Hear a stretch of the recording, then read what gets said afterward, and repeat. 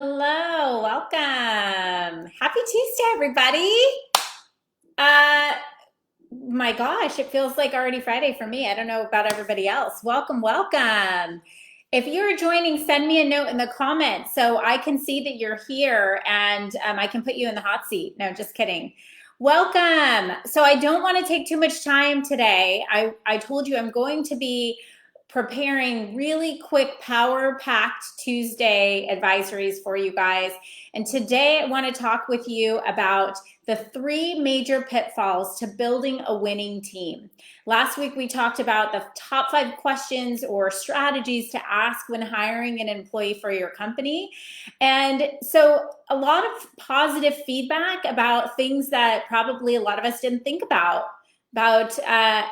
having going out and searching for the people with the right character for your business, asking open-ended questions, and making sure you hire for attitude and behavior versus just skill sets. And that person has to be the right fit. But today I want to talk to you about the 3 pitfalls around building a winning team. So first, number 1 is seeing leading and managing people as an obstacle versus an asset. Most people see this process of management and leadership as checking boxes, as something they have to do. It's time I have to do that performance review. I have to check those boxes. Instead, look at it as a bigger opportunity to make a huge impact. And I'll go back to some of the stuff we talked about last week. This really has to do with who you're hiring. Are you getting help or are you cultivating ownership, right? So getting help is just hiring somebody to take things off your plate. You may even have employees in your business who you still have not loosened the reins and given them the autonomy to go and do the job that you have hired them to do.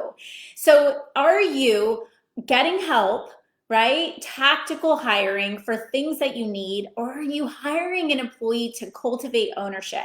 Create entrepreneurs within your organization who have an ownership mindset so they can do their job within the scope of their ecosystem, within the responsibilities that they have to the best of their ability without having to come to you for micromanagement and approvals all of the time, right? This is going to free up your mind from all the decision making, and it's going to give you more space to do what you are excellent at, leading your team and your business and your skills, your craft, okay?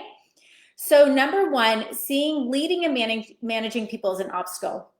The second pitfall around building a winning team is not understanding that leadership is actually a learnable skill, right? We hear very often that kind of natural born leader, and there are people that are born and really have an aptitude for leadership, but that is a skill that they've learned and they've developed, right? So if you set your mindset around becoming a great leader, you will become a great leader. This is a skill that you can learn. And if you're just focused on extraction from your business, if you're just focused on paying an employee an hourly rate to get something out of them, you're not going to be able to cultivate ownership of employees within your company and build a system in your business where you have freedom, right? Where you have little entrepreneurs running around, or big entrepreneurs, I should say, with these big goals and these big dreams that are aligned with yours, people who are the right fit. If you are thinking about extraction, about what am I getting out of this versus what can I put into this human being, how can I help them develop, how can I mentor them into the person that they want to become? That doesn't mean you have to hire somebody without skills. That just means that you're always focused on vision casting for the future, on the bigger picture, okay? So we talked about number 1, seeing leading and managing people as an obstacle versus an opportunity or an asset. Number 2, not understanding that leadership is a set of learnable skills.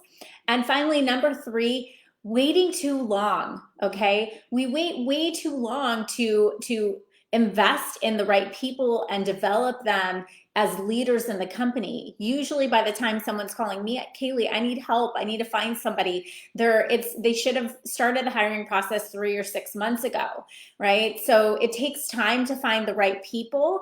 And if you are waiting until you're in a spot where you absolutely are in critical need for somebody to perform a task, you might find yourself end up hiring the wrong people because you're hiring out of the necessity of the instant need that you have, out of, you know, the gap that you have from a tactical standpoint.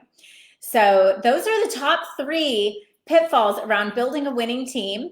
If you have any questions going forward, or if you're watching the replay of this, super quick power punch, 5 minutes for you. Go ahead and type replay in the comments and ask your questions. I'd be delighted to answer them for you. Thank you for joining me today, and go get that team.